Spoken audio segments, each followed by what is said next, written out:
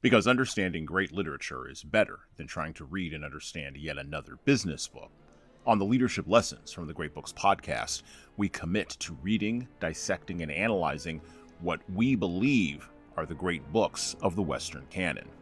You know, those books, from those authored by Jane Austen to plays authored by Shakespeare, and everything else in between, that you might have fallen asleep trying to read in high school. We do this for our listeners, the small business owner, the entrepreneur, the manager, or the civic leader who doesn't have the time to read, dissect, analyze, and even leverage insights from great literature to execute leadership best practices in the confusing and chaotic postmodern world we all now inhabit. Welcome to the restoration of the best of Western civilization here at the intersection of literature and leadership. Welcome to the Leadership Lessons from the Great Books podcast.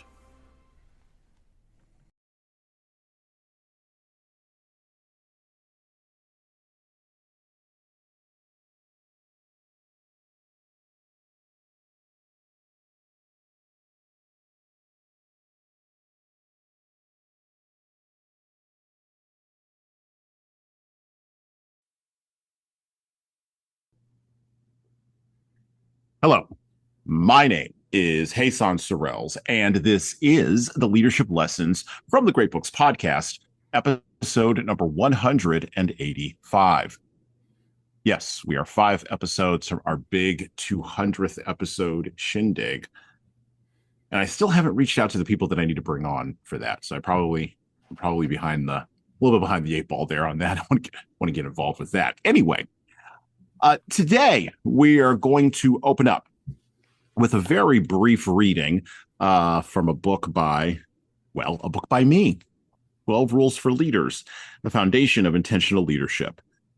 This that I'm about to read is going to lay the foundation for what we're going to talk with our guest today about around leadership models. And I quote from myself to all of you. This book lays out not a formula, but a series of 12 practices, lessons, or principles, if you will, I have found leaders always need to examine, mold, investigate, dissect, and question. How did I develop these principles? Well, I have trained close to 15,000 people in a variety of management level positions from entry level to the CEO level across multiple organizations and industries over the last 10 years. I've taught leadership theories and philosophies and pushed hundreds of students over the past 20 years to question them at small community colleges and large public institutions. I have read, not exhaustively, I am a practitioner after all, many of the academic writings that undergird leadership theories and approaches. And I try to read and glean everything about leadership from the Bible and other ancient writings all the way to Jocko Willink and whatever Malcolm Gladwell happens to be writing right now. I also serve as the day-to-day CEO of a digital and software platform publishing company, HSCT Publishing, now in our third pivot coming out of COVID, with partners, employees, contractors, interns, clients, fans, investors, and others who look to me to make leadership decisions in the practical every day. I also have a wife of 8 years as of this publication date, and 4 children ranging in age from 4 to 24. I have led volunteer groups, story groups, online groups, and church groups. I've even played and coached the great game of rugby with teams that were not always winning. All those areas and arenas of life, both public and private, serve as incubators for understanding, examining, distilling, and questioning the principles of leadership our mental infrastructure tacitly assumes will still produce optimal outcomes, even as that same infrastructure rusts away unquestioned in leaders' minds. And all leaders have access to the exact same incubators I have had across time and space. This book should not exist as an artifact, something frozen in time for leaders. Instead, we encourage you, dear reader, to think of this book as a volume, read slowly, absorb carefully, think about deeply, question robustly against your experience, and then have the courage to implement from. Leadership, effective leadership, most importantly, is the most critical element our world is missing, pandemic or not. And the more leaders are exposed as being ill-prepared, blind, ignorant, or just innocently blissful, the more the dragon of chaos, destruction, and myopia must consume. and the increased amount of bad, toxic, mediocre, and even worse leadership we will have to suffer through in the face of the next crisis. Close quote. And by the way, I put this on the back end of that sentence because my editor told me to drop it. There will always be another crisis. And so, with those words, we open our mashup episode today. We're taking a little bit of a different approach to these episodes this season. This is where we don't necessarily focus on a specific book. Instead, we talk to a guest and, I expose some of my inner thoughts to you, although I do that on every episode here of this show. And we try to get to the core of some idea. And here's the idea that we're going to kind of try to get to the core of today. All leadership begins with a vision. By articulating a vision, a leader, intentionally or not, falls into a specific model of leadership that encompasses their actions. If a vision is constrained, the model of leadership will be constructed that supports such a vision. If a vision is unconstrained, a model of leadership will be constructed that, of course, supports that vision. So what of models? Well, models in theory can create a container. They provide direction and serve to ensure that accountability for accomplishing goals, as well as hitting benchmarks, becomes a practical consideration. Models also, for lack of a better term, sell. Models sell books, they sell courses, and they sell workbooks, and they serve as the headwaters for a cascade of words that produce different outcomes in different hands under different leaders.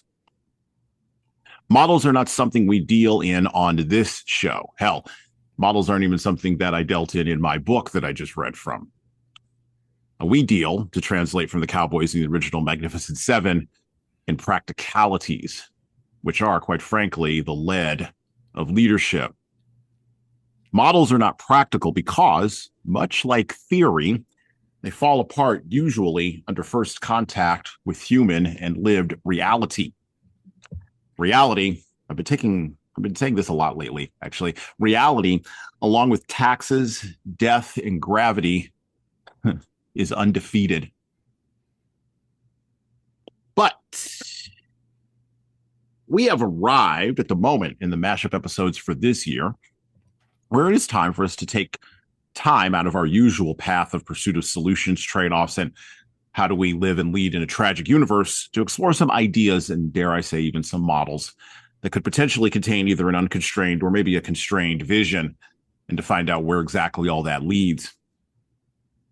Leaders, without a model to contain your vision, you may have trouble selling your vision. That's just the honest truth, particularly in marketing and advertising sticky times such as these we live in now. And so I'd like to welcome to our show today a guest from, from way back in our first season where he talked with us about crime and punishment. We got to go back and revisit that. I was just reminded of that the other day. And of course, that great handlebar mustache German that sits or lurks in the subterranean bottom of Western civilization, Friedrich Nietzsche, my good friend and fellow rugby compatriot, David Baumrucker. How you doing, Dave? Good to meet you. Good to have you back on the show. It's been a little bit. I'm great. I'm glad to be here. I'm excited for this episode. So on this show, we advocate for depth over performance, right? And we were just talking about this before we even hit record, right? Which means I automatically have skepticism for models of leadership. I don't care whether it's a charismatic model, a servant leadership model, a practical model, a Jack Welch, we're going to cut everything possible model. Even now we have AI. Like this first section is labeled, in my script, The Literary Life of Anthropic, and I didn't label it that way by accident, right? We're in the beginning of a 30-year adoption life cycle, I believe, on artificial intelligence and what the LLMs can actually do. And by the way, kids, it is 30 years on literally every new technology, and it'll be 30 years on this one to get to full adoption. And I think all of that stuff is up for debate. But heterodox thinking tends to lead to heterodox leadership practices. And we want to embody on this show. We want to talk about on this show. How do we take leadership practices out of the realm of the clouds and bring them down to the dirt where like people actually practically live, like I said in the opening there. And we do firmly believe, and actually I took this from a previous episode that I did with the co-host Tom Libby. I can't remember what book we were talking about, but it is a good point. I said that modern institutional crises stem from asking the wrong things of the right structures, right? So business institutions are typically being asked to carry the weight of family, friendships, communities, neighborhoods, and you'll have a lot of familiarity with this: mental health crises, emotional health crises, and spiritual health crises, right? And these institutions, these organizations, these businesses were not intended to carry such weight. And I believe that is part of the reason why our institutions are struggling. Everything from the small business all the way up to the giant corporate, structure, right?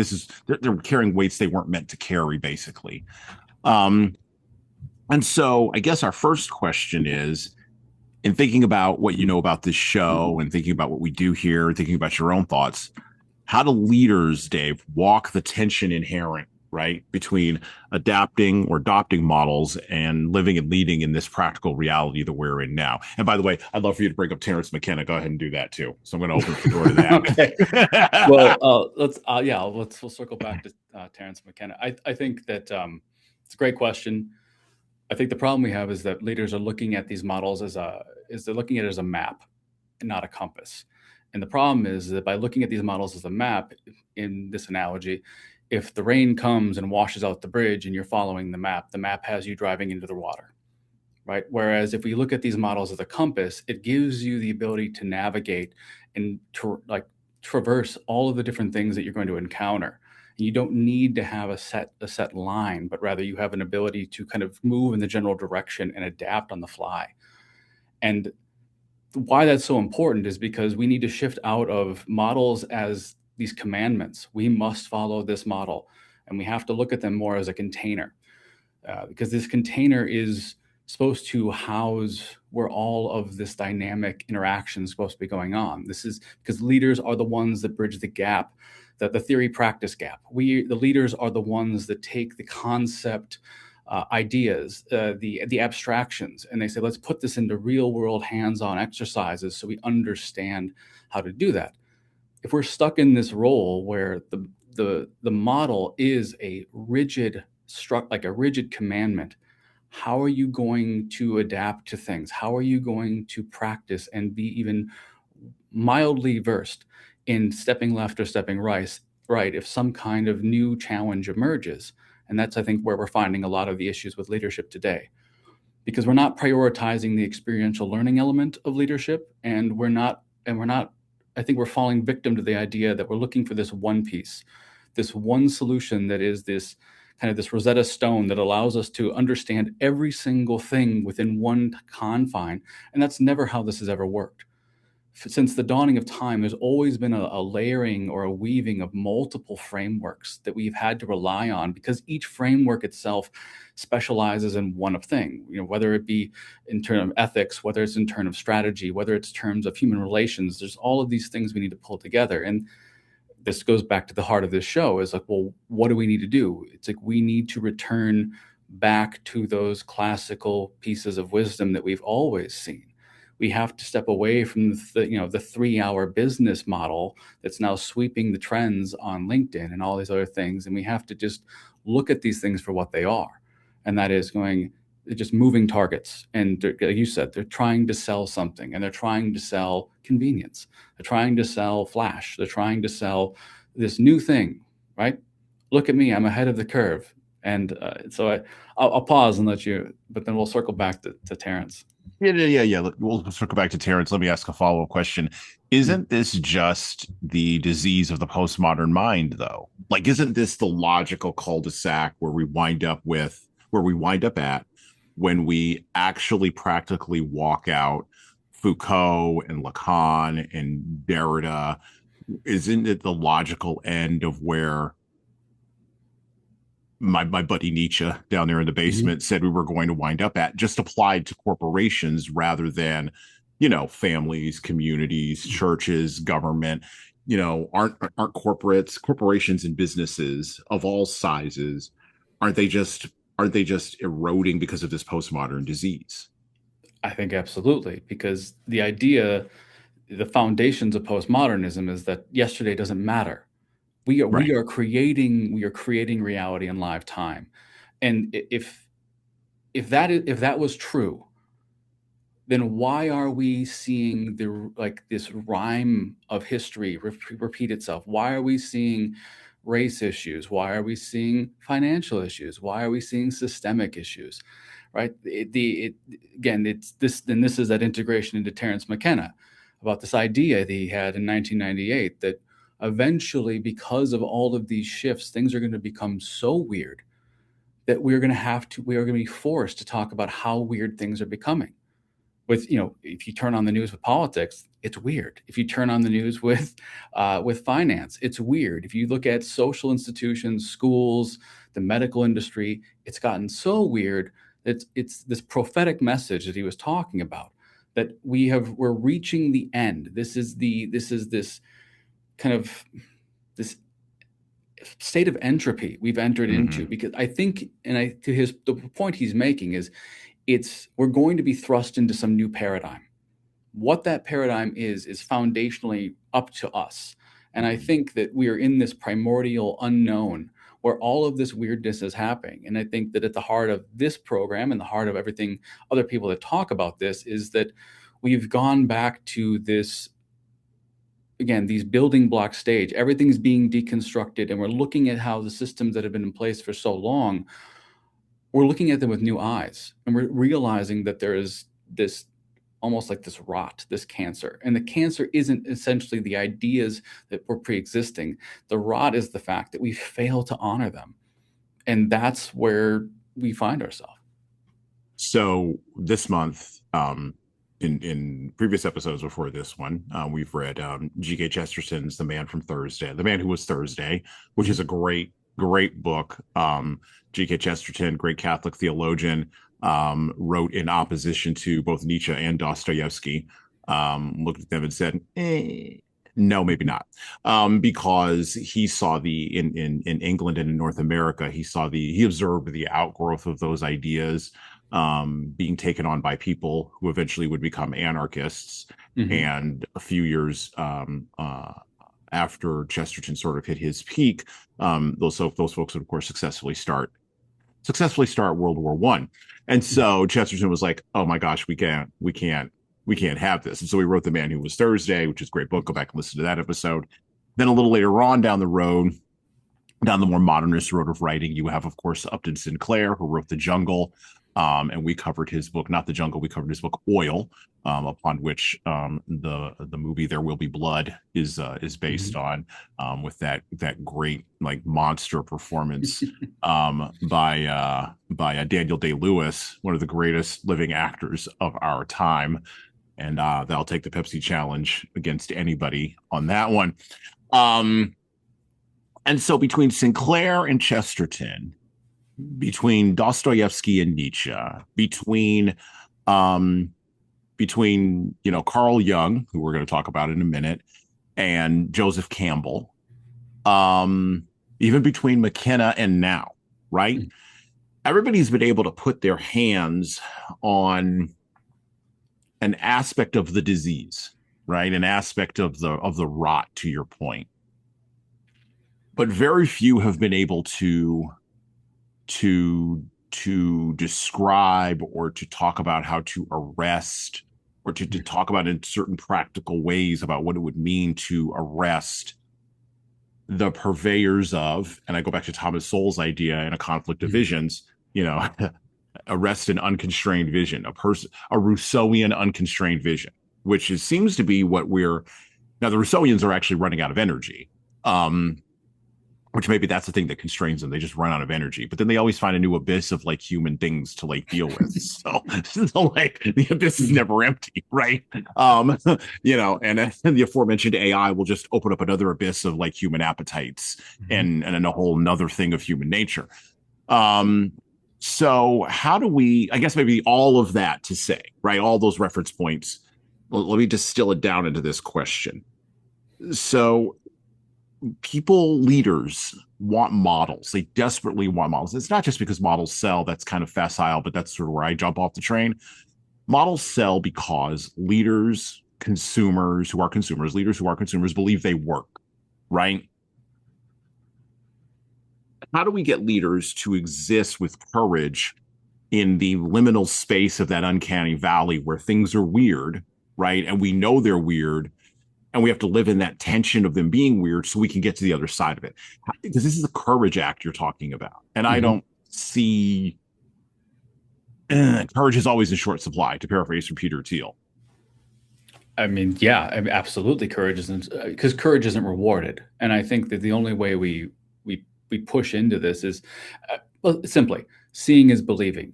If Right. there is a if there is a company, if there's a leader, if there's someone who enacts a different strategy, and that strategy starts to gain traction, that's what's needed. Now, I think that there's a lot of discussions around what that entails, and I think we're talking about some of it. But I think it's to do this and to have this thing start to take shape. There needs to be a almost like a new intentionality behind what it means to be a leader. There needs to be a sense like almost like a renaissance within the idea of what a leader is. Because right now we have the leader is the person at the top of the pyramid.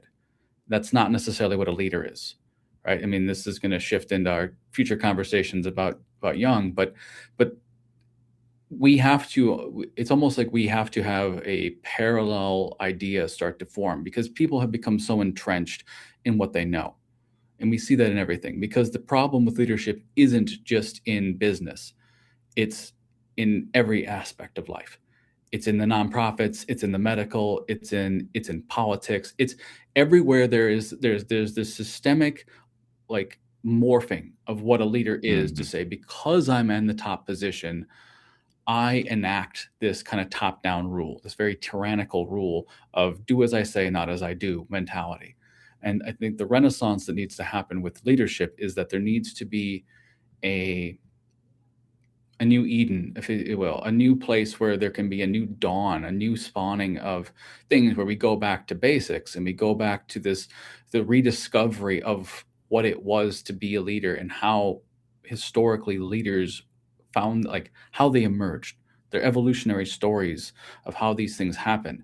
Because our history is an outcome of courage. Our history is an outcome of resilience, and our history is an outcome of this idea of just human will and betting on the human component. It's like betting on not a model per se, but betting on the resilience and the raw potentiality that the human condition has. That is what our history comes from. And somehow, whether that's through politics and or you know honoring shareholders, we have found a way to strip away all of that down to these bite-sized, very packageable, very KPI adjusted models because we need to be able to set a trend line.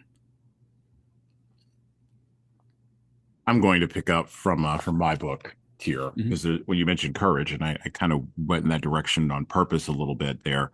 I kind of jog off our prepared notes a little bit here, but this is good because the prepared notes are just a map. Now the bridge is washed out. Now we're going to figure out the territory. It's fine. Right. um, this in my book 12 Rules for Leaders, I laid out basically and literally the first rule. And the reason why I called it rules was and not models was because I think rules are more tightly aligned with this idea of principles, Right. because principles don't wash out.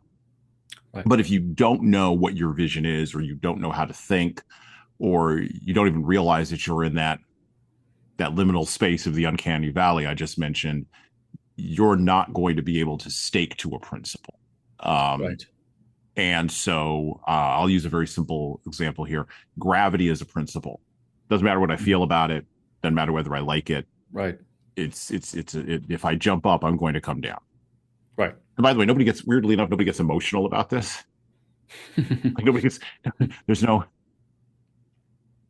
oh, I'm going to go here. There's no riots in any state or city in our country Right. about gravity. Or air. I,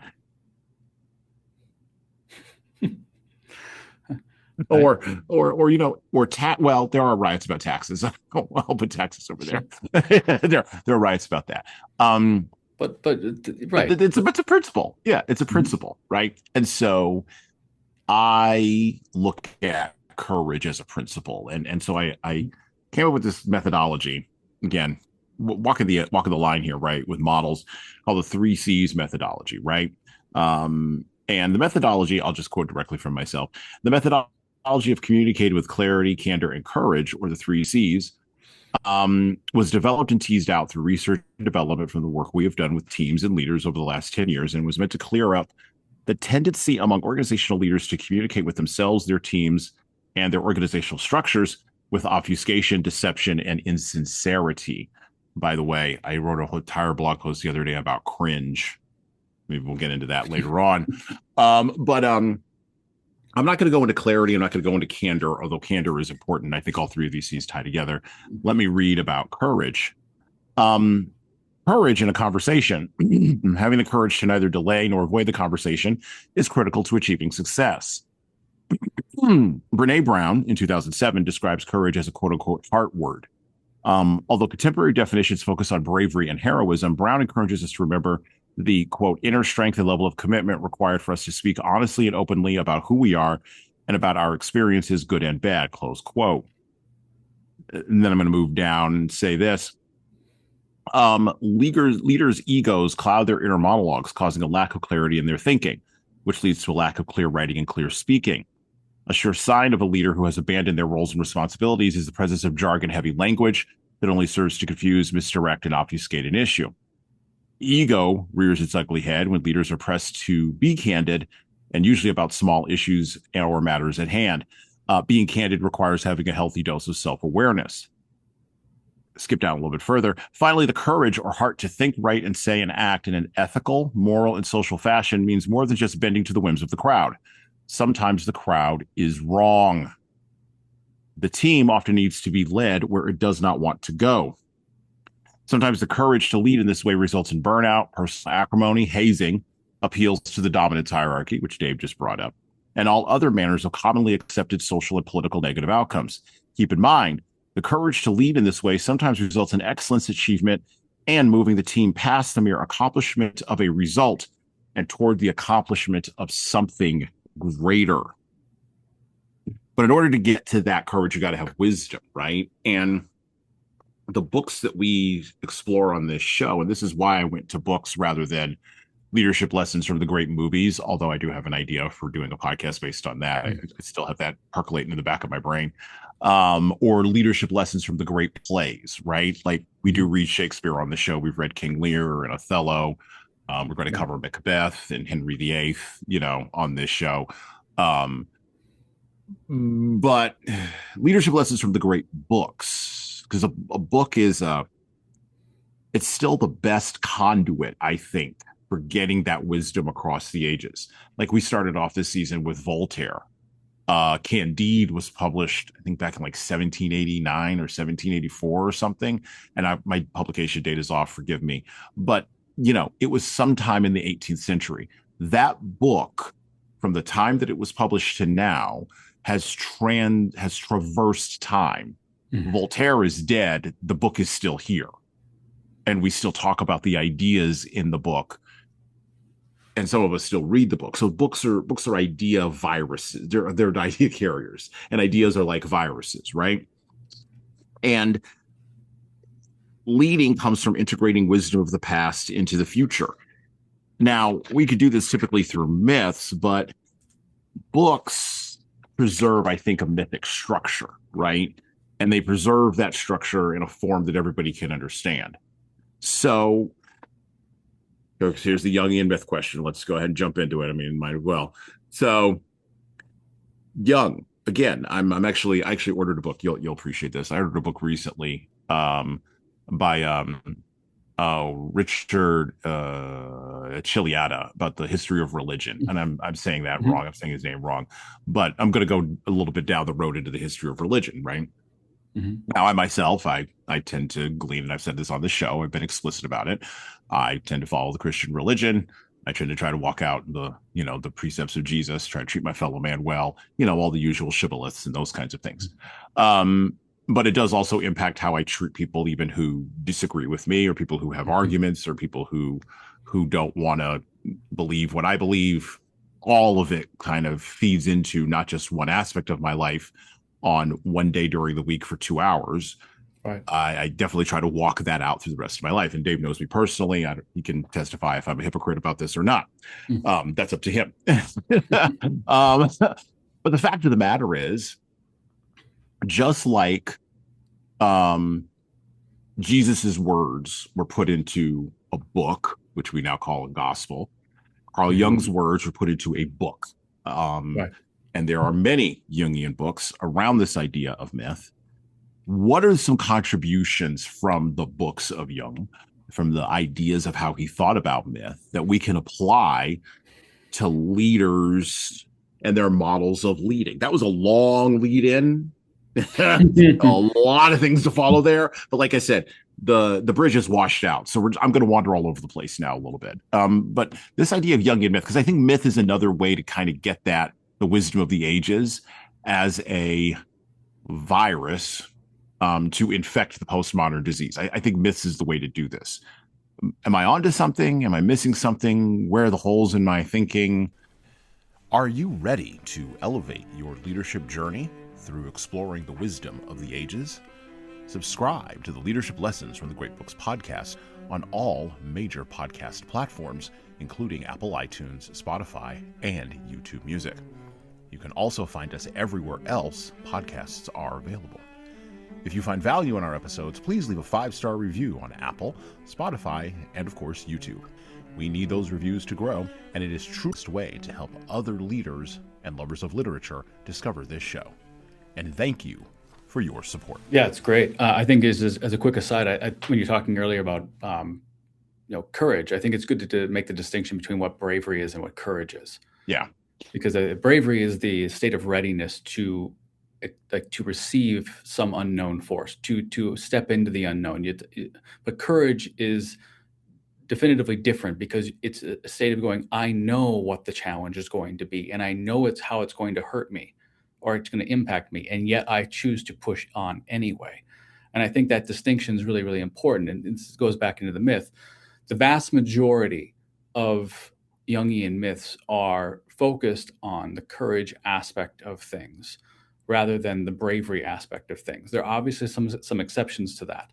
But when we think about Jungian myth, there's three things that really stood out to me about this. I first think that the idea of the integration of the shadow is number one, because every leader has a shadow, and every leader has that part of them that they don't want to accept. They don't want to engage. They try to hide it, like their desire for power, their fear of failure, their this bias that they have towards people on the team or outcome structures. And so if a leader ignores their shadow, leadership becomes fragile and performative. It becomes this thing that's very self-serving, and that doesn't serve anyone. And so the idea is, by integrating the shadow, the leader learns how to recognize that they have the capacity. They have the capacity to be ruthless. They have the capacity for all these negative things, but they learn how to harness that to essentially protect the team and to fight for the team. And so you have to know yourself to know how to essentially navigate yourself, which then naturally leads into the next one, which is the idea of like the hero's journey. And I think the key with this is that the leader, it's not that the leader is the hero, it's navigating the hero's journey. We have to shift from this idea, and I think this is a core problem with leadership, is that leaders view themselves as the hero of the organization. Wrong. You are the leader as a mentor. You need to become the Merlin to the group, not the main character of the group. And by doing this, by becoming this thing, and we're taking yourself out of the role of the protagonist, you become the facilitator. And thus you are helping to guide and to have everybody on your team navigate this hero's journey so that they become the hero that conquers the challenge, that has the resolution, that has this this growth, this expectation, essentially the dawning of the new hero. The hero's journey is for the novice, the naive, to wander out into this unknown place and to engage with the ecosystem, thus to return as the king, which perfectly segues to the last archetype, which is it's the king or queen archetype. And that is because the king and the queen represent order. They represent fertility, blessings, prosperity. And if the king and queen are not healthy, then the entire kingdom suffers. So this idea, this goes back to what we were talking about containers, is that the king and the queen, their primary role is to create a container or the boundary, or thus the kingdom in which all of the people live in. It's your job to provide the space. And if we think back through history, right, we naturally, the contribution that this does is it blesses people to do the work. By holding the kingdom, by preserving the kingdom, you, in a sense, are the facilitator for all of this growth and all of these other archetypes. But if you don't understand that, and I think that this goes back, integrating all these together, by not recognizing the shadow, and by the leaders, thus, because they don't recognize the shadow, step into forcing themselves to be the hero of this story. You step into the shadow elements of the king or the queen, which is impotence and tyranny. And that is where what Carl Jung would say is you enter the wasteland. And the wasteland myth is this idea where nothing can prosper. It is that there is a finality to it, that everything here is dead. And because everything has been completely unattended to, nothing ever will grow again. And so I think that these archetypes, it's interesting when I was thinking about this question, is that these archetypes stack onto themselves. And these things, maybe a great way of saying it is this, is that Jung says very clearly that all evolution, all leadership, all growth has to be an internal transformation before an external action. It has to happen that way. And I think, just from my observations, and I'm sure you've seen this too, that we've inverted that we are now looking at the external outcome as the validation that the internal process is transformed, in postmodernism 101, right? I think that this is where it's because okay, so it's because Foucault didn't believe in myth. Of course not. Why would he? There's no point. The model will not allow myth, because he would then be taking reference from something that came before him. But even I would go back even further. I would say, and I get into argument with a buddy of mine about this who really, really likes Camus. He loves Camus. He loves Camusian absurdity, and that of course leads him into liking Jack Kerouac, great guy, and Charles Bukowski, and sort of Hunter Thompson. Like there's a line there, right, from Camus to Hunter Thompson to your point, the weirdness that Terence McKenna described, right? But that's just one branch, right? That's the absurdity branch. Then you have existentialism, right? And the existentialists from Sartre all the way down through, I would argue, Roland Barthes, but almost everybody has existential dread now. You can't really pin it to one author. It's been so diffused through our society. I mean, I even read recently how the book of Ecclesiastes was basically an existential diatribe. And I thought, if you went back and told Solomon that, he wouldn't understand what you were talking about. Like there's no frame of reference there for that in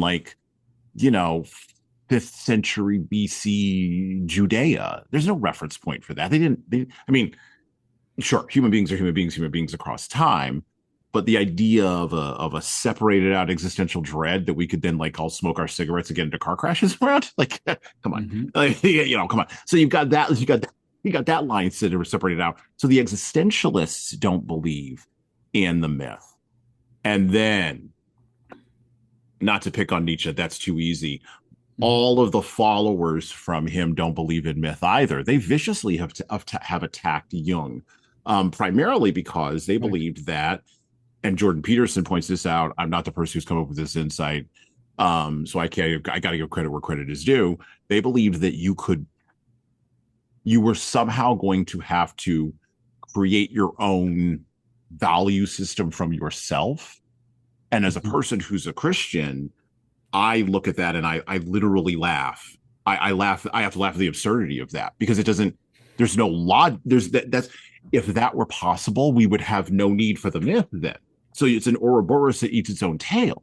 So you have these three strains that have infected leadership: the existential strain, the nihilist strain, and the absurdist strain that have all run into postmodernism, and thus the myth has been undercut. And the challenge we have today is, and by the way, it's been undercut. I'm going to make this very, very clear. It's been undercut in the most in the smallest incubator possible for leadership, the family. Mhm. The family is the first organizational spot where you learn about leadership. It is. It's the world's first organization. And Yeah. we've undercut it massively in our culture. And I don't know how I'm not objecting to your analysis of Jung. I think you're absolutely correct. These are things that I've heard before. Mhm. My pushback is I don't know how we get back to there from where we are now. I don't know how we rescue the spirits of our dead fathers. I don't know how we go into Plato's cave and pull those people out. I think I actually I think it's right. It's so obvious that it's hard to see, and that is, Okay. look at the outcomes. Why are we having my line of work doing therapy, doing Mm-hmm. specifically like marriage therapy and couples counseling? Mm-hmm. We there's one extremely poignant thing that no one wants to talk about, but it leads to the most positive outcomes, and that is, go back into the understanding, the historical structures of what is divine masculine energy, healthy feminine energy. This is like, if Jung's myths are the house, the understandings of the long-standing, like the worldwide integration of masculine energy and feminine energy in all cultures, is the foundation. When couples understand that innately, right, that evolution is slow and culture is fast, and that when you go back to this idea that women innately are attracted to masculine things, that is the seduction that activates the feminine in them. Vice versa, men are innately attracted to the divine feminine, the healthy feminine. It's what seduces us towards women. When we understand that, it's like, well, how does that translate into bringing us back? Is going, what's making happy marriages? It's not necessarily an adherence to a certain religion, but it is absolutely an adherence to the idea that there is a foundation of healthy masculine and healthy feminine energy that is transcendent. It is transcendent across all things, and all we see, every single thing we see. This is why every couple that stood the test of time, that's been married for a lifetime, the people that are celebrating things, it's not that one person is greater than the other, but rather it's a recognition that both are equally different but equally valuable. Essentially, it's the yin yang symbol manifested. That's probably the easiest visualization to have it. And in that symbol, just so people understand, that you have yang energy, masculine energy, and yin energy, feminine energy. But within each one of them, there is a core of the other. What is that? It is this internal recognition that every man has to have some connection with divine feminine, and we seek out our partner that has that representation, that aligns with that internal drive that we have. It's our compass. When we talk about having chemistry with people, what we're doing is we're recognizing that there's this ideal that I have around femininity and the divine I see it in you, and vice versa. The women have this divine core masculine ideal, and thus they see it in us. So to answer your question, how do we get back to that? It's going that we have to go back to the foundations. Healthy masculine and feminine energy is this foundation. And out of that, what do we see? We see the institutions of religion. We see the institutions of marriage. We see the institutions of all these things built upon this. And they've lasted for thousands of years. And I think where we get into all these people cul-de-sacing themselves into postmodernism is that they become jaded at the idea that it's that simple. They become jaded over the idea that it's not complicated. They want it to be complicated. You read Nietzsche, he needs it to be complicated. You read the postmodernists, they need, it's almost like there's this self-aggrandizing of like, well, I think, and that because I think it's this way, then I'm going to speak just adamantly about it. And I'm going to speak with vigor about it. And I'm going to speak with passion about it. And it becomes the self-fulfilling prophecy. There's no difference between all the people you listed and all of these people, from Nietzsche to the existentialists to the postmodernists to any of these. Replace them with just modern political heads and CEOs. It's the same thing. They are so wound up with that believing in themselves that they themselves, it's become they self like, it's almost like a self-fulfilling loop. They now praise themselves for this marvelous sense of conviction that they have, and thus, because they have convinced themselves they're convicted of it, it must be true. So I laugh not because I disagree. I laugh because this is the thing I've suspected ever since I took philosophy classes at our shared alma mater way back in the day. Mm-hmm. And I would get wrapped up in arguments with philosophy majors, quite frankly. One of my good friends is a double major, and you know who I'm talking about, double major in philosophy and psychology. Now he's off being a police officer in a location to be named later in Minnesota somewhere. And the kinds of discussions that I would get in with him, and with others who were in the philosophy program, and in my mid-20s, I couldn't articulate what you have articulated so well here. I just had a sense that this is incorrect. You're missing something fundamental here, right? And the other piece is, it can't just be that complicated. Like we've somehow built complication out as if it is the thing.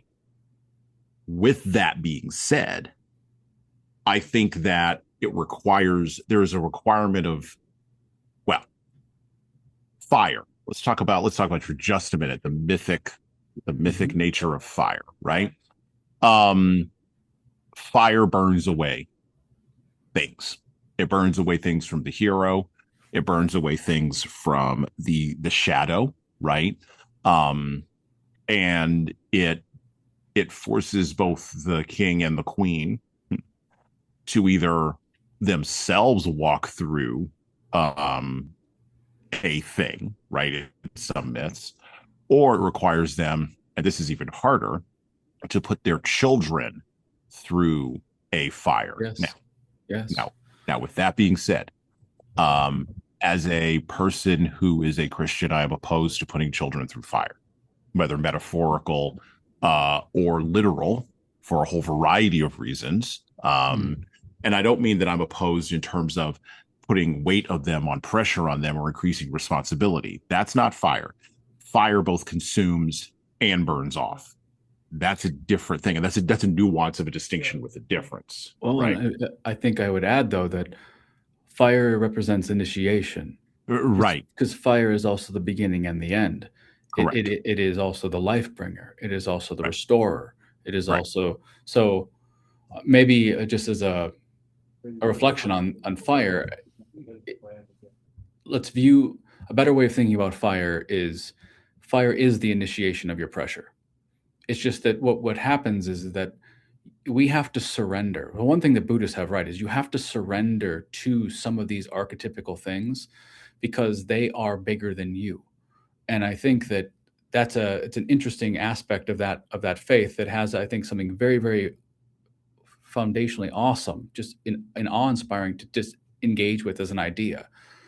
But when we think about fire as the initiator, what we're really saying is that, especially if it's a parent to children, right? It's going, I need to let you discover the pain of what this is, and also vice versa, so that you can thus develop the courage to know that fire can burn you. So why are you walking through it?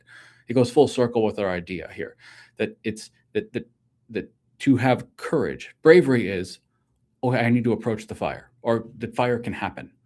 Courage would say is fire will burn, fire just burned you. So let's go, but you still need to push through it. And I think that without that, this idea that fire is the initiation, then essentially we get cul-de-sac as a society. And I would agree with that. Yes. Again, I want to be clear on that nuance is a distinction with a difference. I don't. No, I'm not a big fan of putting our children on altars and hurting them up. I'm not advocating for any of that. Absolutely not. And I see what you're saying about the hero's journey and these archetypes. One of the layers on this that we have to layer on is, of course, technology. Now, I don't remember who it was who brought technology down from the gods and brought it to in the Greek myth. I can't remember that myth right now, but you know who I'm talking about. And my listeners will know who I'm talking about. Prometheus. There we go. Thank you. Yes, Frankenstein, the modern Prometheus. There we go. Love that title. And we've covered Frankenstein actually, or we will cover Frankenstein on this show. I actually did read Mary Shelley's book last year, and I just ran out of time. Didn't have an opportunity to bring it to the folks. But there's some interesting ideas there about technology as an illusion, right? Because the thing that we have the postmodern mind, we have the rivers of nihilism, absurdism, and existential dread that sort of flow into that postmodern headwaters, right? And then layered on top of that as sort of a thin armor or a cover is technology, right? And we confuse, this is one of the things I've always said on the show, we confuse our technological prowess with real wisdom. We confuse our technological prowess with real intellectual capacity.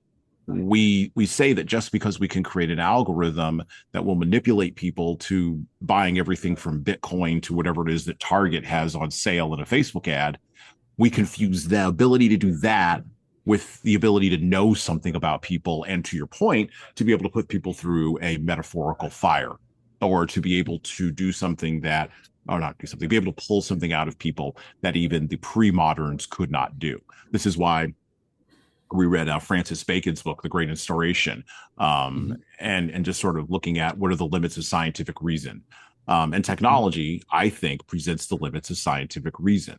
That's why in the Promethean myth, Prometheus was laid out on a rock, and then an eagle was able to peck out his liver, which was then restored every day, and then the eagle would return. That's the punishment, by the way, for Prometheus. Technology always creates illusions, and the illusion lies over, like I said, like an armor over all of these assumptions. Leaders fall into this trap, as I do, as you do, as everybody does who lives now. And the reason we explore science fiction books is because science fiction writers have a unique ability to sort of peel the illusion away and sort of expose, the things underneath. And technological advancement can't provide hope, and it can't hold back existential dread. It can't defeat nihilism, and it really can't defeat the spiritual forces of deconstruction. If technology could, it would have already done it. Right. So we're going to see this with our new technology, with artificial intelligence models and our LLMs. We're going to see this at scale, and this is what's freaking everybody out. So we got to address this. Neither tech acceleration nor tech solutionism is an option for leaders, either now or in the future. How can leaders think about technological advancement? With, again, all these threads we're bringing together, how do they think about that technology? Understanding, of course, going in with, yes, the preconceived notion, or maybe the preconceived wisdom, right? That technology is an illusion. How do we navigate that as leaders? I think the thing that's missing is that we have lost a very human-centric pragmatism to this whole thing. We have put ourselves in a place where we see technology as the savior and not as an integrated tool. And as a result of that, we end up letting the tool dictate the mission. And when we end up letting the tool dictate the mission, a whole bunch of weird promises are made now. Promises that are now made into honoring the model that we've chosen, or honoring the technology. And it essentially erodes, like, we stop betting on human capacity, and we start betting against on creator promises. And I think this is the LLM argument wrapped up, is that these creators of these projects, while they're just, like, the word awesome is probably the best word for it. They're profound. At the same time, people now are treating them as gods, and now we are replacing critical thinking and that human centric pragmatism. Like, let's have the human contact. Let's us discuss. Let us re-engage. Let us not know the answer right away, and rather go through the process of investigation and maybe missteps to thus discover that we've lost that. And so what leaders need to recognize is that technology, we can use the technology, going back to our earlier part of our conversation, we can use technology as the container. It can contain the data, but it can't contain the culture, right? It's not the cure. So we can integrate these things. We can integrate technology into this, and we can use it to really stratify us up into these places we've never gone before. But if we make the fatal mistake of looking at it as a cure-all, that it is this ointment, this thing that will, this one, again, I mentioned earlier, like the one piece, like it's this perfect, like, it's this missing element that all of a sudden, now that we have this new technological advance, we don't need to rely on any of these other things. And I think that we see that over and over again. It's interesting to me. We talk about myths. I want to jog back to this for a second with the technology piece. It's interesting to me that the entire Marvel universe, which is how most people in the millennial generation and Gen Z know about myth, these, for good or ill, that's how they know about myth. It's interesting to me that the myth of that entire universe was built around Iron Man. Yes. It wasn't built around Captain America. Mm-hmm. But if it had been done, if they had had the ability to make decent movies and build, and Hollywood had the vision to do this back in the 1980s, even, I won't even go back to the 60s, 1980s, it would have been built around Captain America, not Iron Man. Correct. That's a fundamental shift because that represents the shift, to your point, of believing that these creators and these promises of these Promethean creators will somehow bring us this utopia. That's all Tony Stark was promising. I mean, Absolutely. this was even in what was it, a Civil War, right? I think it was a Civil War, right? With the Slovakia Accords, whatever the hell the plot of that movie was. I can't remember. They all merged together at a certain point. But he even said at the end of his first or the second movie, right, when the congressman played by the great Gary Shandling. I love Gary Shandling as a comedian. Oh my God, he was incredible. But he was the senator. And, Tony Stark sits up there kind of like Elon Musk now. And he sits there and he says in a congressional hearing, and he says, you all should be thanking me. I've privatized world peace. Like, why are you having a problem? And then he walks out triumphantly to the claps from the reporters, right? Right. You should be thanking me. And that's the attitude, by the way, of a lot of the technologists, from Jeff Bezos to Sam Altman, and I like Elon. We talk a lot about Elon on the show. I think if he didn't exist in real life, we'd have to create him. He's that sort of mind. But their attitude, their posture is not one of humility. It's not epistemic humility. It's one of, you should thank me, shut up and take what I tell you. And to me, that fundamentally shows in the technologists, and I've said this before, but maybe not necessarily on this show, written it in blog posts and written it on Facebook comments, the technologists hate people. They actually hate people. And that's really a really strong statement. And I want to be very clear. I don't think they hate the people in their families that are personally connected to them. I don't think they hate the people they married or the children they created. I don't think they hate the people that they're going to leave money to in trusts and wills for the next 85 generations. Right. I think they're fine with those people, just like David is fine with his wife and kids and his family, and I'm fine with my wife and kids and my family. But I think at a broader level, and I'll pick on Bill Gates, I think Bill Gates genuinely hates people. I think he does. I don't think he actually likes human beings at all. I think if the 30% of this planet went away in exchange for a technological like solution to like climate Yeah, change, he would take that every day and twice on Sundays. absolutely. And I don't know if that makes those people the clinical definition of sociopath or psychopath. I don't know what that makes them, or just narcissists, the clinical definition of narcissist. But I see it in their behavior. And that's what makes me cautious to the point of sometimes rejection of their promises.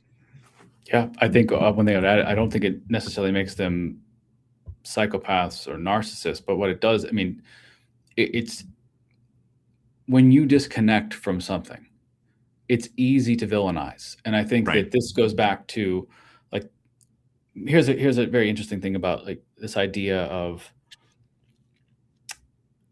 them hating people. I don't think that they hate people. I think that they hate the revelation that people are not perfect and that they are the Ooh. confounding variable in a system that they have idealized and have worshiped the pursuit of perfection.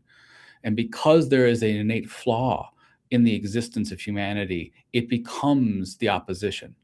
And so they segregate themselves away to thus villainize the opposition. Because if I can stop looking at you, talking with you, eating food with you, then I can simply put you into a category of saying you're the problem. And Yeah. this goes into like the theme of all this is, you know, how do we reconnect with all these pieces? All of the innovative uh, historically like revolutionary ideas from the great leaders, from the bones of the dead, right? From all these Mm-hmm. things, they come they come out of nature, and the all the postmodernists, and I think this is what we this goes back to that other part of that conversation. They removed themselves from nature.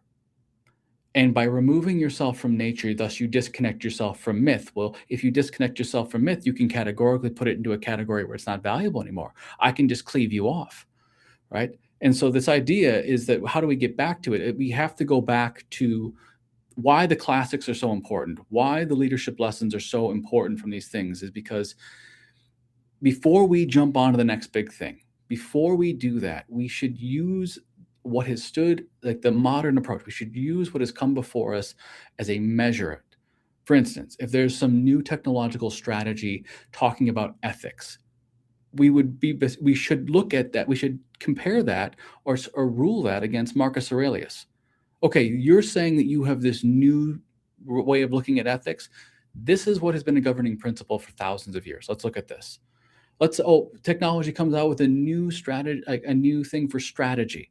Well, then why aren't we comparing that to Sun Tzu, right? We have lost. I think we again, it's there is a fallibility of humans and there is a hubris to humans. And I think that my biggest critique over most of these people who push against myth and push against this this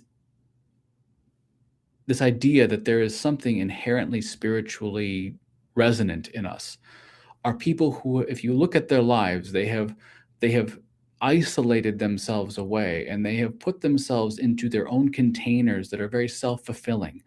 And thus then they go, well, everything in my ecosystem seems to work so beautifully. There seems to be this flow to it. But when I look outside my container, look at that ugly, look at that messiness, look at that imperfection. Clearly, I must be right and you must be wrong. It is the most profoundly fallacious idea that psychology has ever discovered about humans is that we are self-aggrandizing. We will always say that we are right. And again, this goes back to the shadow. No one ever talks about the the shadow element of all of these great thinkers. No one ever talks about this. We just take them as saying they are these anointed, wise clerics of the age, and no one ever. And we dehumanize them, and we put them on these pillars, and we. Again, why they attack Jung, ironically and maybe hilariously, is that they know that if they would stop and look at themselves, they would have to address within themselves this contradictory element. So they just go, well, Young doesn't matter anymore because he again, it's messy. I don't want messy. I want I don't want clean. messy. I want clean. Right? I want clean. I want clean lines. I Yeah. want clean surfaces. Steve Jobs really liked clean. He liked clean, It's smooth minimalism. Minimalism 101. minimalism. Yeah, yeah, yeah. No friction. That's how I sort of frame Mhm. this, right? You know that we have other ways for you to engage with this show, right? We have bonus episodes featuring interviews with interesting guests, working, thinking, and of course, writing at the intersection of leadership and literature. We have shorter episodes, 15 minutes long, relaunched for this season, featuring introductions of our books and the background of our featured authors, from Augustine to Jane Austen and Ernest Hemingway to Joan Didion. So, listen, subscribe, and check out those other formats, and tell all your friends in leadership and literature about this show. By the way, the no friction people drive me absolutely crazy because friction, just like gravity, is again undefeated. It's one of Mhm. those, properties of physics that comes about not only materially, but also at every other level of the hierarchy you can possibly name. Um, because there is this thing called, which again, the Mm. technologists miss this, the resistance.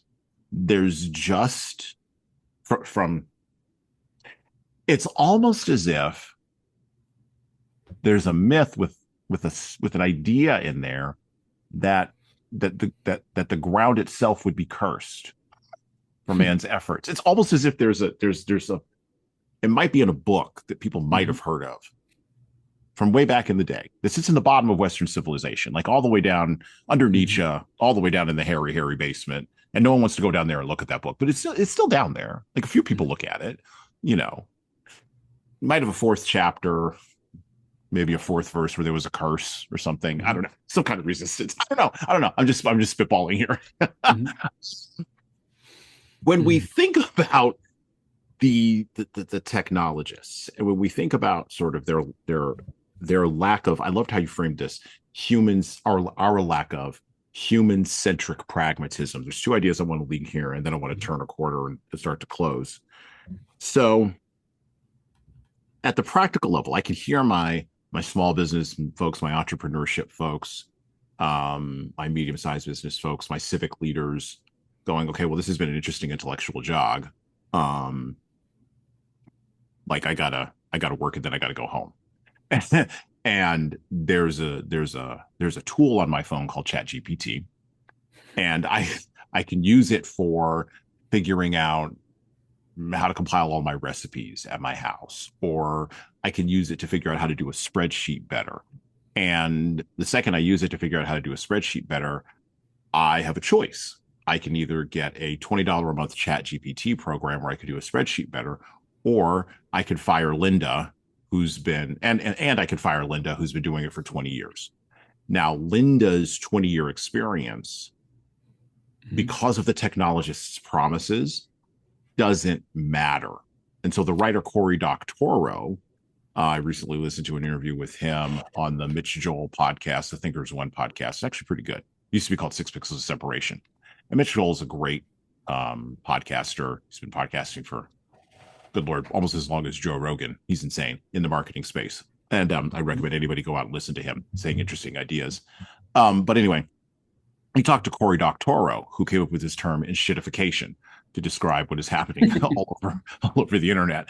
And Mhm. Corey said this. He said, AI won't take your job, but a salesperson who will come to your boss and sell them an AI solution will take your job. Yes. That is a distinction with a difference. And I don't agree with Corey about a lot of his conclusions, but I agree with him on that. I think he's nailed that exactly correct. How can leaders honor Linda's 20 years when they have a spreadsheet from ChatGPT that's spat out by ChatGPT for $20 a month? How can they weigh that in the balance? What's the balance there for them so they don't villainize their own people? Because it's easy to talk about Bezos and Musk and these guys, but I actually think the problem's a lot smaller and a lot closer to home. I Yeah. think the problem is that salesperson coming to you selling you an AI solution for $20 a month and Linda being chucked out the back door. Mhm. So I think let's borrow a page from Thomas Sowell again. His idea of tragic vision. Hmm. right? The historical realism, Right. that utopias don't exist, that we Yep. cannot, that we're never going to have perfect, we're never going to have perfectible, we're never going to solve the problems of war and racism and poverty. We will, because they're ever evolving. They themselves are not static things. And so I think maybe the best way I like to say this is reestablishing the tragic universe perspective.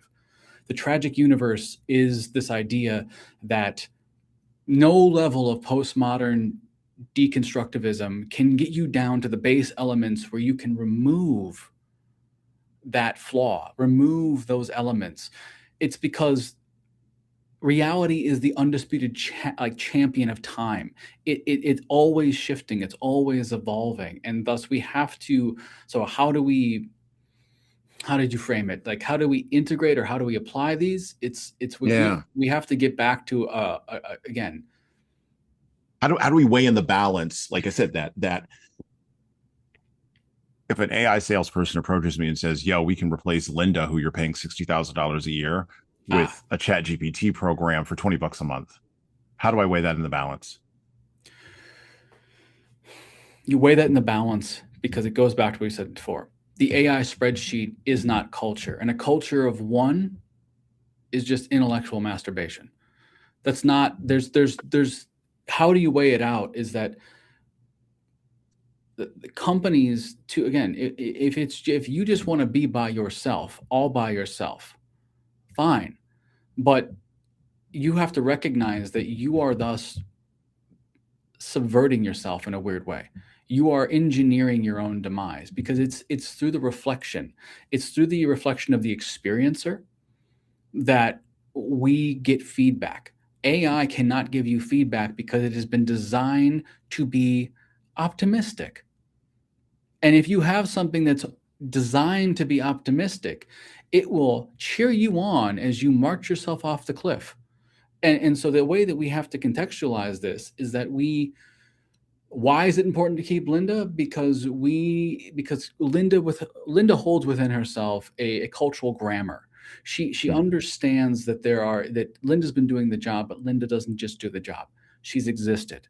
And there's all of these things that she will have as a reflection, as an engagement, as a reaction to this, that she will thus give you feedback. And Mhm. you and we can't, Linda's not preordained to be optimistic. And I think that's a huge element of this. And I also think too that if we're going to just buy into any salesperson with a thing, then essentially what we're doing is we're saying, "Yep, all I want is 24-hour news, and all I want is 3-hour solutions, and all I want is this. I I'm just going to try to keep up with the thing that I can't possibly keep up, right? It's Sisyphus. It's like, I'm going to Mhm. just, I'm, this is the next thing that'll push me 4 inches up the hill. Mhm. It's like, oh, okay, but that's eventually going to break and you're going to slide all the way back down. Well, don't worry about it. We got another $1 million in the chamber to buy the next guy's thing that's going to push us another 4 inches higher up the hill. And I'm satisfied with that. My stakeholders are satisfied with that versus, right? The whole Mhm. thing, Linda offers you the perspective of going, hey, Sisyphus, why are we pushing the stone at all? Like, why don't we why don't we try a different strategy here? Or why don't we abandon that stone and go back to a pebble? Maybe a pebble Anything, is anything, anything, right? anything, But anything. I think that the human element is Yeah. the ultimate experiencer. It's the ultimate metric. It's the ultimate reflective lens that we have, because we have free will, and because we have free will, we don't get to like again, we don't program in Linda's outcomes. We don't program in Linda's feelings. Thus, if we do something really bad, Linda's going to go, that's shit. And I don't want to do that. Right? Oh, okay. Whereas ChatGPT or Claude or Grok or any of these LLMs are going to say, oh, it sounds pretty good to me. Why don't we let's just keep going with that. Right? Let's go ahead. Right? Well, actually, I'm running an experiment right now with a particular LLM where I'm not giving it any thumbs up or thumbs down. I'm not giving it any positive or negative input. I'm just putting prompts in. Let's just see what happens. Don't give it a thumbs up. Don't give it a thumbs down. Just see what the system does. Mm-hmm. I think the thumbs up, thumbs down dynamic that was borrowed from the Facebook social media behaviorists and now has been slapped into the LLMs is of course the door that allowed OpenAI to, create ads on its free tier and then to claim that it wasn't going to, Mm-hmm. scrape user data. Which again, I don't understand why people don't see these things coming. Because they're not looking. I, it's not even a matter of not looking. It's I could maybe forgive not looking, Dave. I could absolutely do that. What I can't forgive is you walked over shards of glass for the last 30 years with the internet, ad-based internet, Yeah. and the last 15 years of ad-based social media, and Right. particularly the last 5 to 10 years of ad-based social media with algorithms that are creating polarization. You've literally just walked over glass. You're standing there with your feet bleeding like Bruce Willis in Die Hard, and you're saying, "Oh no, it's fine. No, that Sam Altman guy. Yeah, no, he's trustworthy. No, it'll be fine." Well, here's an idea for you, and this is maybe taking us down the wormhole a little bit, but No, um, the it's rabbit hole, wormhole. Who knows? Might be bending time space with this. Uh, it very well might be that there has been a coordinated effort over time to continue to make us rudderless without real leaders, so that we thus are now forced to have to become our everything. And now that we are now burdened with having to carry the weight of all things, because institutions have been eroded into nothing but just hollowed out shells of what they used to be, who has the time? Who has the energy? Who has the capacity to even investigate? I mean, that our society is very stratified into those people who are living in the survivalistic style. And that is the vast majority of people. We are so blessed if we do not have to do that.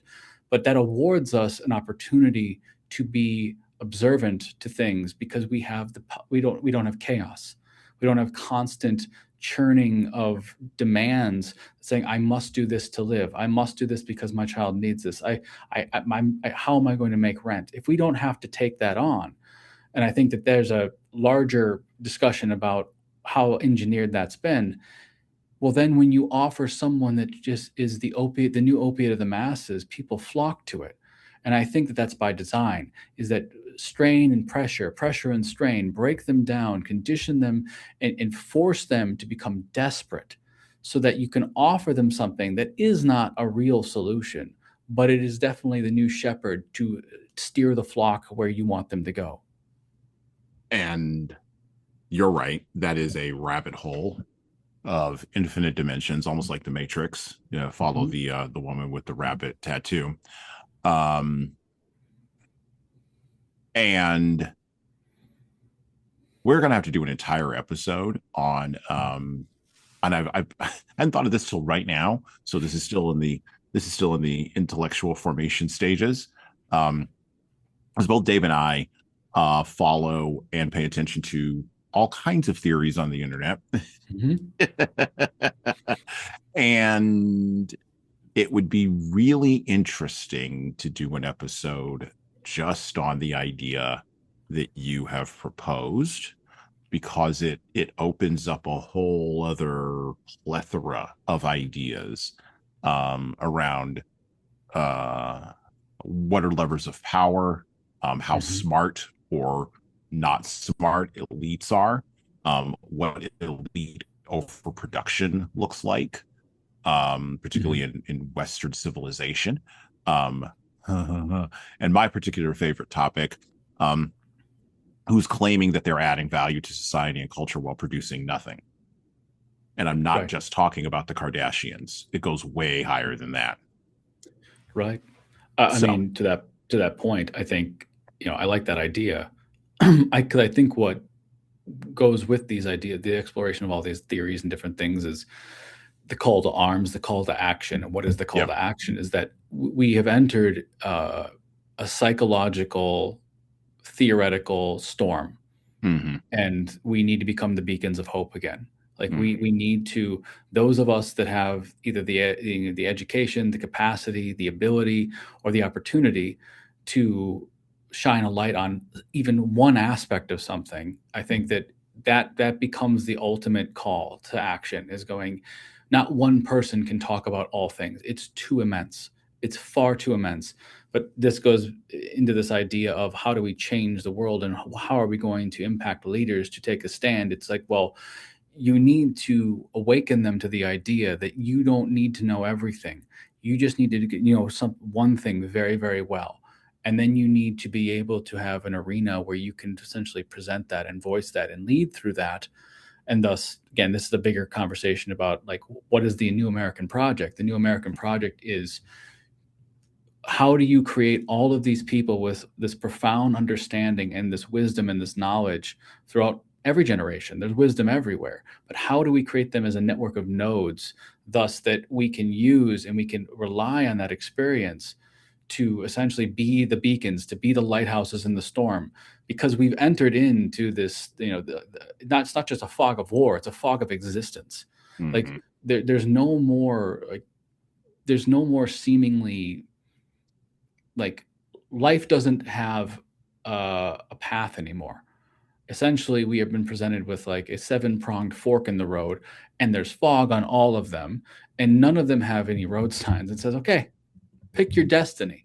And you don't know what you're getting. And people are wandering into these situations, and without any of those beacons. Again, the role that the lighthouse plays is to say, it's the reassurance. It's to do what? It's to bolster you to be courageous, because you know that the storm's there. You know that the rocks are there. But by having the lighthouse, it's the awareness, it's the juxtaposition. It allows you to navigate and find the courage to keep going when you're surrounded by essentially this metaphorical darkness that's everywhere. We are not the only people. I want to round the corner here and get ready to close. We're not the only two who are seeking to either follow or be in the frame of the drifting Overton window right now Mm-hmm. on all of these kinds of things. This was why I do the show, right? I saw the move after COVID, and I thought two things simultaneously. One, holy hell, this is the most, and hell isn't holy by any stretch of the imagination. This is the most deleterious, doesn't even begin to describe it, collapse of leadership I've ever seen in real time in my life, in my 40 some odd years of living. Mm-hmm. And that's the first data point. And the second data point I thought was, business books clearly are not going to help us with this. There has to be a deeper thing. We need to be reaching for a deeper thing.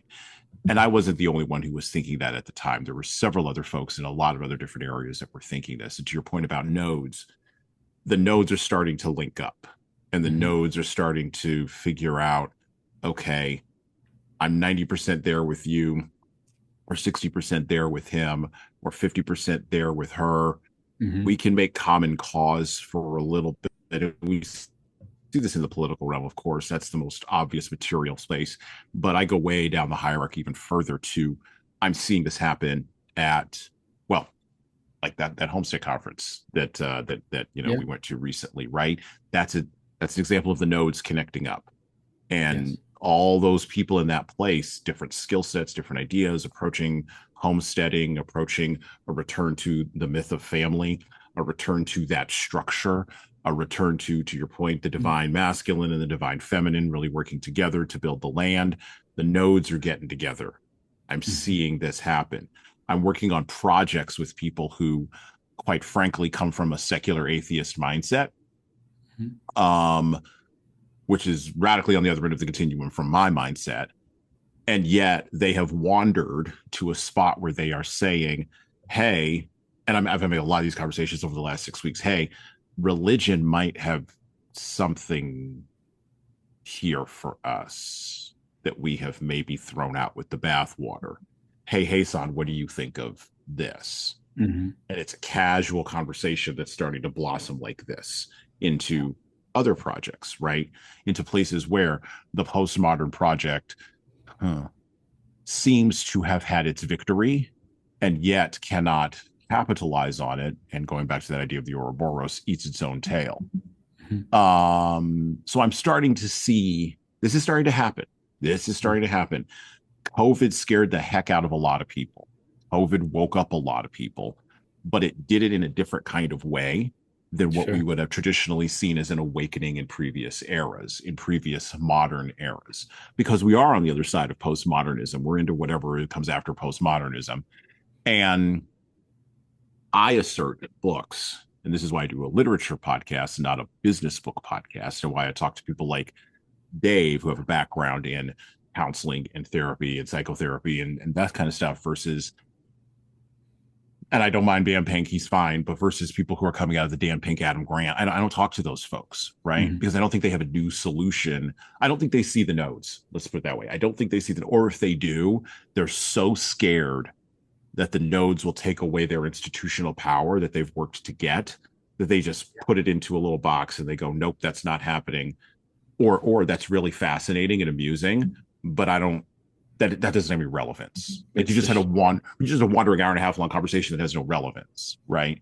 yeah. And so, and I think they're missing it. I'm taking a bet. I'm taking a bet in saying that they're missing it. Hmm. And I say all that to say this. I think the books of the doula, particularly books of the pre-modernist and the modernist era, are the doulas of a new birth. I think they Mhm. are. I think they're the midwives. I think they're the people that are going to bring that. I think they're the objects that are going to bring that forth. Um, and but in order for that to work, I think leaders have to want it. And this is why I talk to the small business leaders first and the entrepreneurs first, the startup founders and the folks who are running a vending cart and are managing their families, right? Mhm. The folks who are leading inside of small businesses and civic organizations and are having blood fights because local politics have been nationalized, right? And are trying to bring everything back to the local and bring the temperature back down and bring it back down here. These are the people that we're talking to, right? These, I believe, are our future leaders. This is the future that you're talking about. Yeah. But they must want it though. And that means abandoning preconceived shibboleths. That means cognitive biases. That means deeply ingrained prejudices.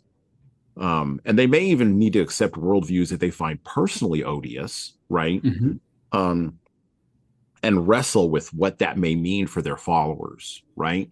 By the way, acceptance doesn't mean agreement. Acceptance Right. doesn't mean that you like it. Acceptance just means you see that it's there. You go, yeah, okay. If I had wandered down that path, I would have wound up in that same spot. That's, by the way, real empathy. Yeah. That's real empathy. Um, not this stuff that's just marketed to you as empathy. Um, and I think that you talked about it in terms of a new American project. I think I frame it in terms of a restoration project. Um, If I may, I don't think it's restoring anything. I think okay, I think what it is it's a full system deconstruction and rebirth okay, because it's the heart of what a renaissance is. And to the point of, when you're talking about COVID and these things, I think what happened with COVID and George Floyd and everything in the last, say, 5, 6 years specifically, and even now, is that people realized that it was only their faith in the institution of leadership or the faith in the leadership that was keeping it alive. And thus, there was never leadership there. It was just our blind faith in it that it was there that kept it all going. I think that the idea like that we alluded to with like that you were talking to about COVID was that we discovered that our kings and our queens are in their shadow. It's tyranny. They don't care, but they would allow us to believe whatever we want to believe because it kept us at bay. And I think that that's a huge element of that. And I think that everybody in the last 5 years has really started to wake up to the idea that no one's behind the wheel, no one's driving. Everyone, because they themselves want the system to break down more, because the more it breaks us down, it puts strain on us. The more it puts strain on us, it leverages us down. We can't focus on what's going on, and then the problem reaction solution motif takes full effect. And I think that that's what the scary part of the LLMs are for me, is that seems to be an engineered new savior. This seems to be a technocratically engineered Jesus. This thing that's going to lead us. And when we talk about what's coming, like where do we need to go, and how do we wake up the nodes, and how do we do this? That's the power of what the word is, the spoken word, meaning that the words we speak is a resonance, it's a tone, it's an energy, and it's hard. Why people listen to the pastor, why they listen to the sermon, why they go to the concert, is because they're trying to resonate with that energetic force. The thing that leaders need is they need to have more opportunity to listen to people who know how to capture it with language, because there's a bell in each one of us, and it doesn't mean it can't ring again. It's just you got to find the right frequency to make it go. It's like a tuning fork. People haven't been speaking the right thing, the right resonance, the right frequencies have not been being pushed out into the ether. Thus, the bells within us that activate us don't ring. And so it's why I say it's a complete deconstruction and rebirth of this whole thing, is that we need to first identify what is it that activates the leader within us. What is it that activates all of these profound things for us to do what? To go on this hero's journey again. We have lost ourselves. We have become naive to what it means to be the leader. Thus, we have to be humble enough and have enough awareness of our own shortcomings to go, I have to be stripped bare down again. I have to come back to the origin of this. I need to go on this journey again. And what is the journey? The journey is going into the past, going forward in reverse, go back into the classics, and thus rediscover yourself and emerge again as the leader of this new dawn, this new era. That's what it feels like to me. I don't think there's anything worth saving presently, because it's like a body just in rot with cancer. Right, the mind's there, but unfortunately, the vehicle the vehicle is shutting down. Right, the body is completely collapsing in on itself. It's not that we need to lose to dishonor the mind, dishonor the consciousness of who we are and what we stand for, but it's going. You're not going to do it in this body. You're not going to do it in this. There has to be some kind of transformational thing to this. Several things cascading through my mind as you were talking. But the biggest thing is from the book of John. In the beginning was the Word, and the Word was God. Mm-hmm. And the Word, such as it were, and the reason why John, the Apostle John, writes this is because John is calling back to the book of Genesis, where in the beginning God created the heavens and the earth was without form and void, and darkness was upon the face of the deep.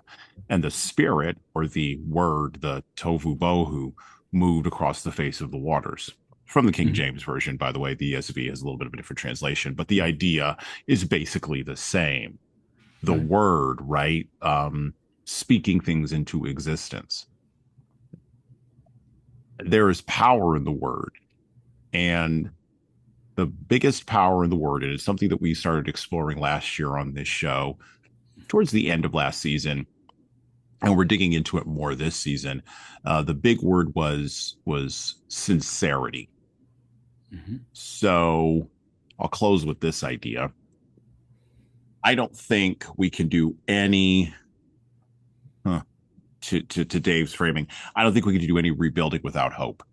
Going back again to the Bible for a second there, the book of Nehemiah talks about a man named Nehemiah. You can go read it yourself if you want to, but he was he went and saw that the walls of Jerusalem were fallen down, and he rebuilt the walls. Well, he didn't rebuild them. He got people together to rebuild the walls after I believe it was after the Babylonian exile the first time. People who were coming back, the myth of return, the Nietzschean myth of return, right? And he was beset by forces that did not want him to rebuild the walls. Curious, interesting, and the way Nehemiah framed it for his followers, his Jewish followers, was this. He said, basically, you're going to hold, and this is the Jesan Sorrells updated version. Again, you can go read the book of Nehemiah and find this out. You're going to hold a shotgun in one hand and a shovel in the other. Mhm. and and at a certain point, when we've shoveled enough and rebuilt the walls enough, we're going to have people who will just shovel, and then someone with shotguns will watch over them, because the enemies are not coming to stop us from rebuilding this wall. And by the way, the enemies attacked him at all levels. They did. They sent him letters, so they attacked him psychologically. They attacked him with threats of physical violence.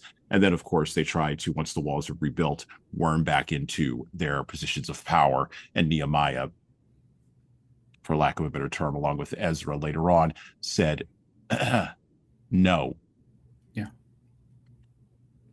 So there's a model for this that has existed in the mythical past, if you will, that can be applied to our current and to our future rebirth. But the only way Nehemiah rebuilds the wall, the first thing he has to do is cry over the ruins of the wall, which I think we're in that process right now. We're in the process of crying over the ruins. But then he dries his tears and he picks up hope, and he leads with sincerity. He believes he could rebuild the wall. He believes that his followers can do it. He believes that he can get funded to rebuild the wall. He even believes that he can defeat his enemies. And he believes it because the Spirit of God fills him, right? Right. Which, in our era, in our time, in our country, the thing that we have to do, and I think it's a generational thing, my generation has to unite with older millennials.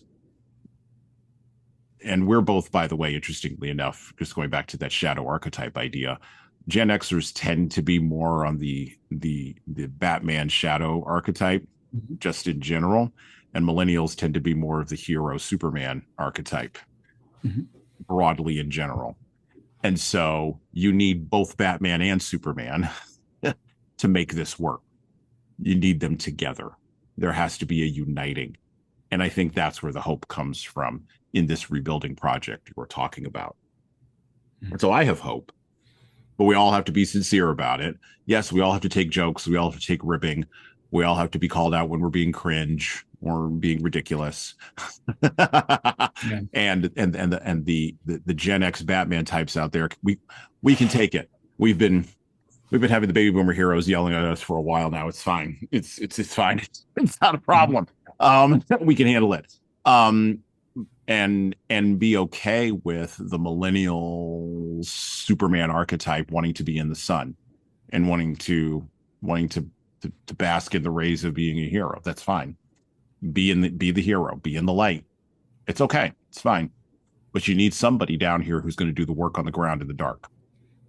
And that's the thing I see happening. But both, again, united around hope and sincerity. This is something we're exploring on this show through our books this year. Final thoughts, Dave, before we close. Go ahead. You have the last word.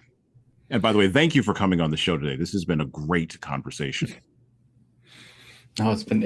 I've enjoyed it. I think. Maybe it's not a thinking thing. Maybe it's just an awareness thing. I think the last 5 or 6 years we've entered a chapter of the human experience called the Great Noticing. And to the point you were making earlier, I think everyone, not just Gen X, not just millennials, but I think even Gen Z, that this great noticing has now occurred. And we are in the collapse. We're seeing that how every single thing that we thought we had static, we could rely on, is actually infected. And it needs to be taken down. It needs to be re-envisioned. It needs to be done. And I think out of this great noticing is this, what I see as the hope is that without Gen Z, none of this matters, because Gen Z is they are the keystone. They are the ones that are in their 20s and 30s that are in this very unique stage of their life path that has the capacity to lay the foundations for what change will look like. Because yes, we will be shifting into, the boomers will be going away and we'll be doing this. And next we'll obviously have our reign at the top. But if we think about our children's children, it's Gen Z that will govern that world.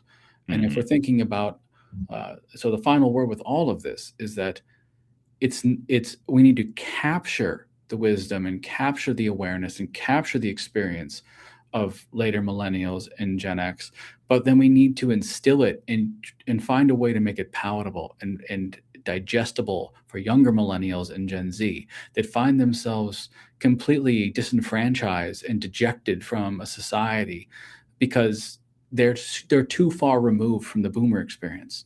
They're so far removed from it that, again, we go back to that conversation about because I can isolate myself and because I can surround myself in my container like the boomers have, I can villainize and I can simply discard what you have to say or your opinions. The shift towards socialism and all these other places, that is a fundamental failing of the boomer generation, because they've created a situation where all of again, they stopped leading. They went inward, and they left this vacuum open to the, for lack of better language, the vultures and the jackals. And there's no one to protect the flock anymore. It's just like everything is getting picked off. And so my final thought would be is something has to be like, we need to find the way to capture and to archive and to gather all of those pieces from these older generations, and we need to find a way to shift it through the word to these younger generations, because we need to ring the bell. We need to have this resonate in them, and we need to give them permission to interpret it their way. And I think that essentially is what I see as being this very hope-filled change. We've all noticed it. The great noticing has happened. It's undeniable at this point. I think that we're in this place of where it's very delicate. It's very we only have a matter of maybe 5 to 10 years here that we have this window of opportunity to have a lasting impact on the next 150. And if we don't play our cards right, it will become completely overwhelmed by, again, transhumanistic, technocratic nonsense, and there will be no coming back from it. And I think I'm optimistic about it because I can feel it too, that there are things happening. But I also I would say I'm hopefully nervous that we can actually pull it together, and that we can keep our egos in check when we're trying to come together as the older generations. And with that, I'd like to thank Dave once again for coming on our show today. And we're out. Order my latest book, 12 Rules for Leaders, The Foundation of Intentional Leadership, with Bradley Madigan. This book offers insights, ideas, and presents a framework for addressing the most pressing challenges in the postmodern leadership landscape we are navigating today. Pick up the paperback, hardcover, or ebook everywhere you buy books, and leave a review on Amazon. And thanks.